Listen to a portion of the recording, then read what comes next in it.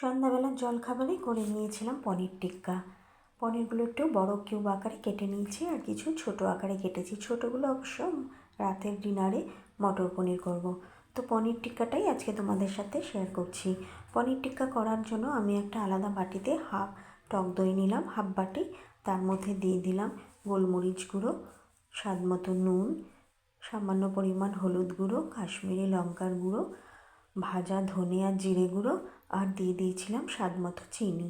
তো সমস্ত কিছু একসাথে ফেটিয়ে নিলাম টক দইয়ের সাথে ভালো করে। এরপরে দিয়ে দেবো সামান্য পরিমাণ আদা রসুনের পেস্ট। এটাও ভালো করে টক দইয়ের সাথে ফেটিয়ে নিয়ে রেখে দিলাম। পনির টিক্কাগুলো যাতে খুব সুন্দর একটা কালার আসে সেই জন্য দিয়ে দিলাম 1 চিমটে ফুড কালার। এবার আমি আগে থেকে নুন মাখিয়ে রাখা পনিরগুলো ওই মশলার মধ্যে দিয়ে ভালো করে মাখিয়ে আধ ঘন্টা রেখে দিয়েছিলাম, যাতে পনিরের মধ্যে মশলাগুলো ঢুকে যায়। এবার ঢেকে আলাদা সরিয়ে রাখছি।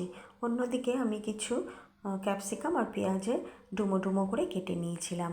তারপরে একটা টুথপিকের মধ্যে ক্যাপসিকাম, পনির আর পেঁয়াজ দিয়ে সুন্দর করে সাজিয়ে তাওয়াতে তেল দিয়ে পনির টিক্কাগুলো সাজিয়ে নিলাম। 6 পিস পনির টিক্কা হয়েছে। তো বন্ধুরা দেখো তো কেমন হয়েছে।